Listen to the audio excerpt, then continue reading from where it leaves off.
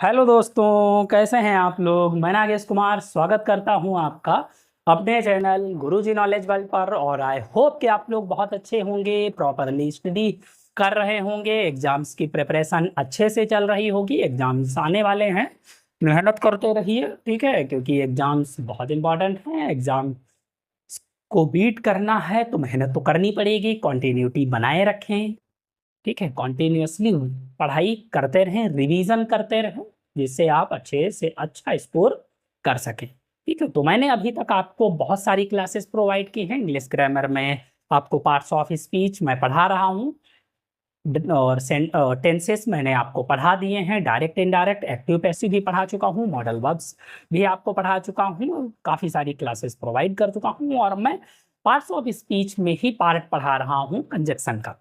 तो मैंने कुछ कंजक्शन आपको लास्ट क्लास में पढ़ाए थे, उसी के आगे कुछ और कंजक्शंस आज मैं लेके आया हूँ आपके लिए, जिनके यूज में काफ़ी सारी एरर्स आ जाती हैं जिनके यूज पे, और उन्हीं यूज को समझना है आपको, और किसके साथ में क्या पेयर आता है, और उसके प्लेस पे क्या अदर वर्ड लगा के प्रॉब्लम्स दी जाती है। इन्हीं चीज़ों को आज हम अंडरस्टैंड करेंगे।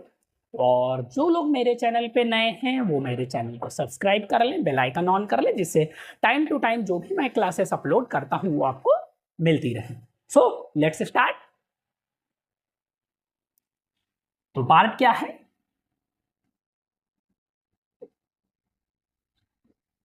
कंजक्शन। ठीक है, तो लास्ट में मैंने आपको 6 कंजक्शंस बताए थे, आई होप कि आपको रिमेंबर होंगे। आज मैं उसी के आगे कुछ अदर कंजक्शंस पढ़ाने जा रहा हूं। जैसे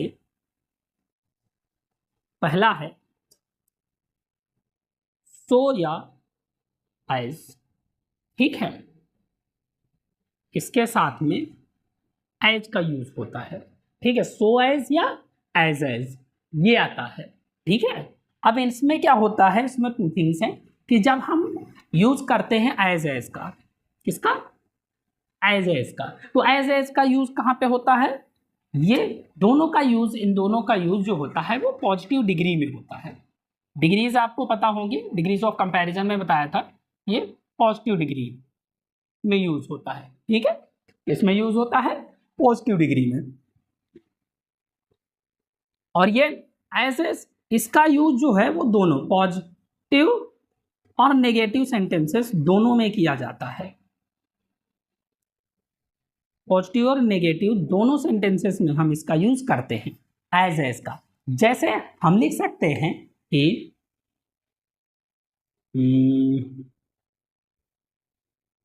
Rahul is as good as Mohan, ठीक है। और नेगेटिव में भी अगर हम लिखना चाहें तो इसी को ऐसे लिख लेंगे, Rahul is not as good as Mohan. ये दोनों करेक्ट हैं, ठीक है। लेकिन जब हम सो एज का यूज करते हैं, किसका, सो एज का, तो इसका यूज हम सिर्फ नेगेटिव में करते हैं। सो एज का यूज हम किस में करते हैं, सिर्फ और सिर्फ नेगेटिव में करते हैं। यानी हम इसी सेंटेंस को ऐसे लिख सकते हैं कि Rahul is not so good as Mohan, इस तरीके से। तो एज का यूज हम पॉजिटिव और नेगेटिव दोनों में कर सकते हैं, लेकिन सो एज का यूज सिर्फ हम नेगेटिव में करते हैं। इसका याद रखना वैसे ही दे देते हैं कि जैसे Rahul is so good as Mohan, तो ये कहना क्या होगा, गलत है, क्योंकि ये पॉजिटिव सेंटेंस है। तो पॉजिटिव सेंटेंस में सो गुड का मतलब सो का यूज, सो एज का यूज नहीं करते हैं। सो मतलब नेगेटिव सेंस ही देता है। क्लियर?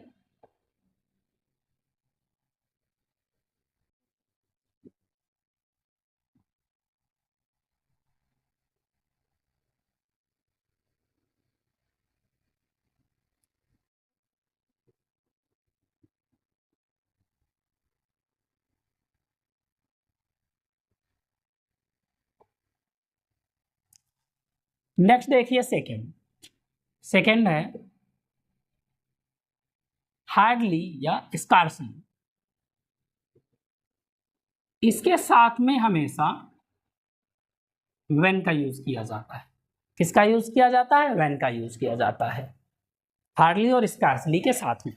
लेकिन एक पर्सन हुए थे ग्रामेटेरियन, बहुत ही अच्छे ग्रामेटेरियन थे, ग्रामर का बहुत अच्छा नॉलेज था, नेस्फील्ड। इन्होंने क्या बताया है कि इसके साथ में आप व्हेन के साथ प्लेस पे आप बिफोर का भी यूज कर सकते हैं। ठीक है, या तो व्हेन का यूज करेंगे या बिफोर का यूज करेंगे। ठीक है, अब इन दोनों के अगर कुछ और वर्ड्स आते हैं तो वो क्या होंगे? रॉन्ग होंगे। जैसे एग्जाम्पल से समझते हैं कि हार्डली कि ये क्या होता है? और एक चीज है, हार्डली स्कार्सली मैंने एडवर्ब में भी पढ़ाया था, तो वहां पे मैंने क्या बताया था कि ये क्या होता है? इन्वर्जन होता है। तो इन्वर्जन का मीन्स होता है जो वर्ब होती है वो सब्जेक्ट से पहले आती है।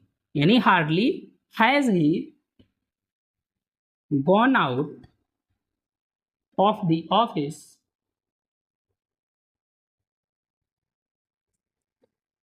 That the telephone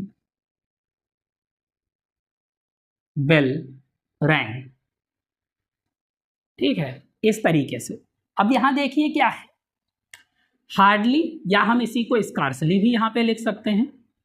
scarcely has he gone out of the office that the telephone bell rang. अब मैंने क्या बताया कि हार्डली और स्कार्सली का पेयर क्या होता है? व्हेन होता है। व्हेन कहीं पर भी आया है? नहीं आया। क्या आया है? दैट आया है। तो ये दैट क्या है? ये रॉन्ग है। यहां पर क्या होना चाहिए? व्हेन होना चाहिए। हार्डली और scarcely has he gone out of the office when the telephone bell rang. या इसी के प्लेस पे आप बिफोर भी लिख सकते हैं, क्योंकि नेस्फील्ड ने क्या बताया है कि बिफोर का भी यूज कर सकते हैं। Before the telephone bell rang. Got it? तो दोनों का मीन्स सेम होगा। तो हार्डली और स्कार्सली के साथ में व्हेन का या बिफोर का यूज करते हैं। बाकी इसके आधार अगर कोई भी यूज दिया होगा तो वो रॉन्ग होगा। क्लियर?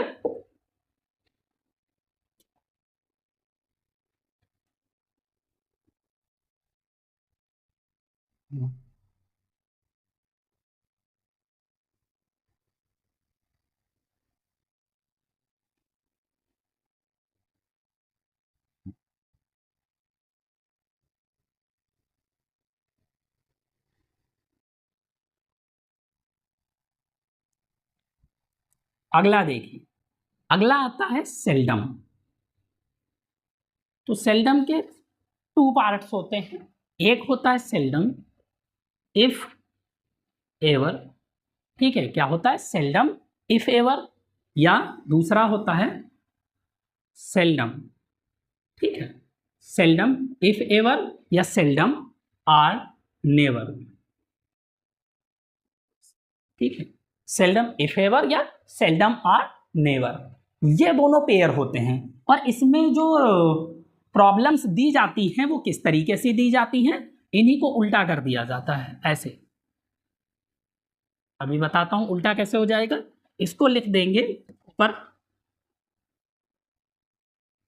सेल्डम, ये इफ एवर है, इफ के प्लेस पे और लगा दिया, सेल्डम आर एवर कर दिया। और ये सेल्डम और नेवर है, इसको कर दिया सेल्डम। ठीक है, इफ नेवर, इस तरीके से ये दी जाती है। ठीक है, गॉट इट? अब एग्जांपल देखते हैं। तो अगर ऐसे उल्टा दे दिया जाएगा ना, नहीं वही चीज है ना कि फ्लो में पढ़ेंगे, seldom or never, seldom if seldom or ever, seldom if never, तो आपको लगेगा सही है, लेकिन इसको समझना पड़ेगा अच्छे से। वैसे सेल्डम, अब देखिए सेल्डम आर नेवर है, लिख दूं मैं seldom if never have I hurt you. ठीक है, यहां पर भी इन्वर्जन है। तो seldom if never have I hurt you, क्या है? सेल्डम नेवर आया है तो नेवर के लिए क्या लगेगा? Or. Seldom or never have I hurt you. ठीक है, सेल्डम और never have I hurt you. Clear? तो सेल्डम आर नेवर और सेल्डम इफ एवर। क्लियर? अगला देखिए,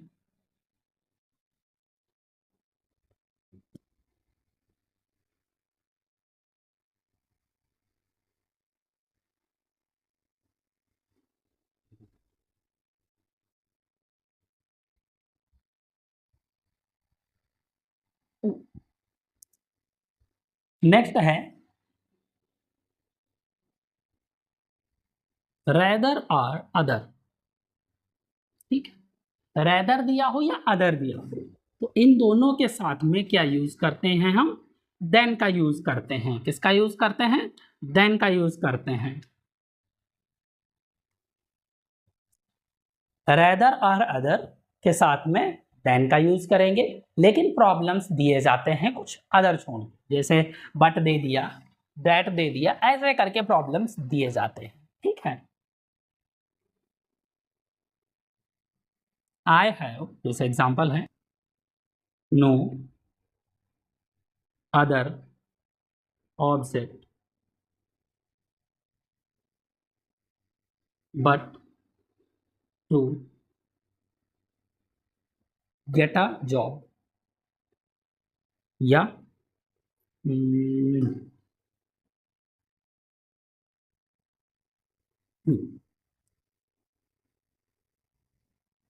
आई would rather have a bat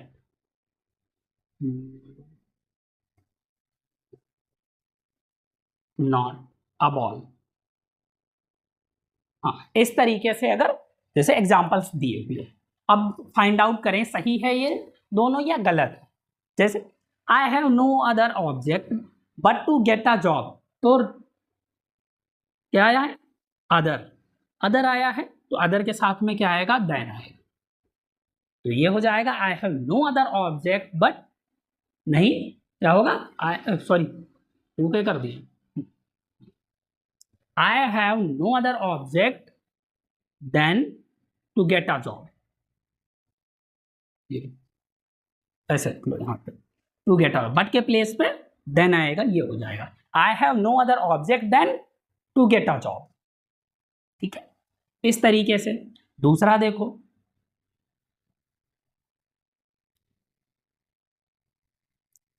I would rather than have a bat not a ball. तो यहां देखिए क्या लिखा है? रेदर, और यहां क्या लिखा है? नॉट। ये क्या हो जाएगा? Rather than. ऐसे I would rather have a bat than a ball, इस तरीके से। तो अदर के साथ में देन आएगा, रेदर के साथ में भी देन आएगा। जब दोनों के साथ में देन आएगा तभी राइट होगा, अदरवाइज कुछ अदर पेयरिंग वर्ड्स आ जाते हैं तो वो रॉन्ग होते हैं। तो rather than, other than. Got it? I hope so. बाकी स्क्रीनशॉट अगर लेना चाहें तो ले सकते हैं, राइट डाउन करना चाहें राइट डाउन कर सकते हैं, जैसा चाहें आप वैसे रख सकते हैं। बट चीज़ ये है राइट कर लेंगे ज़्यादा बेटर है, क्योंकि रिवीजन करने में आपको ज़्यादा आसानी होगी, अदरवाइज भूल सकते हैं।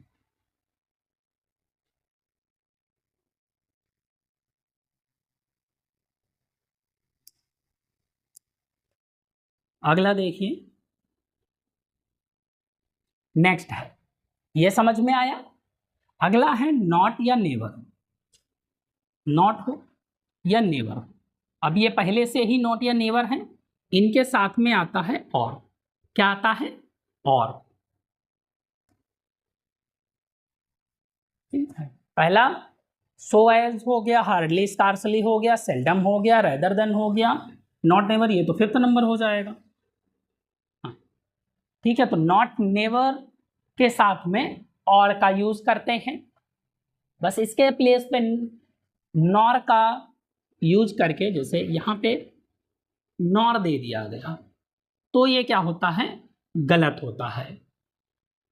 ठीक है, जैसे आई हैव नेवर या फिर नॉट मेट हिम नॉर,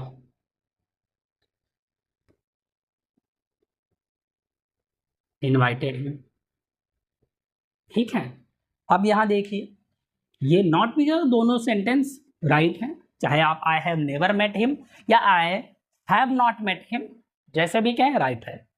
अब यहाँ देखिए नॉर लगा हुआ है, नेवर और नॉट दोनों नेगेटिव वर्ड हैं और ये भी नेगेटिव है, दोनों नेगेटिव नहीं आते। ये क्या है, इसका पेयर होता है और।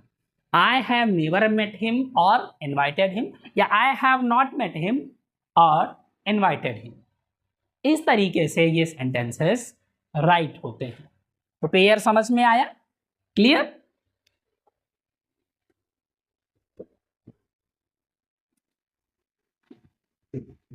आई होप आपको समझ में आया होगा। और लाइट भी चली गई है, शुक्र है कि क्लास कंप्लीट हो गई, और अच्छी बात है कि क्लास के कंप्लीट होने पे गई है। आई होप कि आपको ये सारे पेयर समझ में आए होंगे। सो इट्स ओवर कह सकते हैं। So thank you friends, last तक बने रहने के लिए। क्लासेस को कंप्लीटली देखिए, समझिए और आगे कंटिन्यू क्लासेस को देखते रहिए, सपोर्ट करिए। Thank you friends, have a nice time.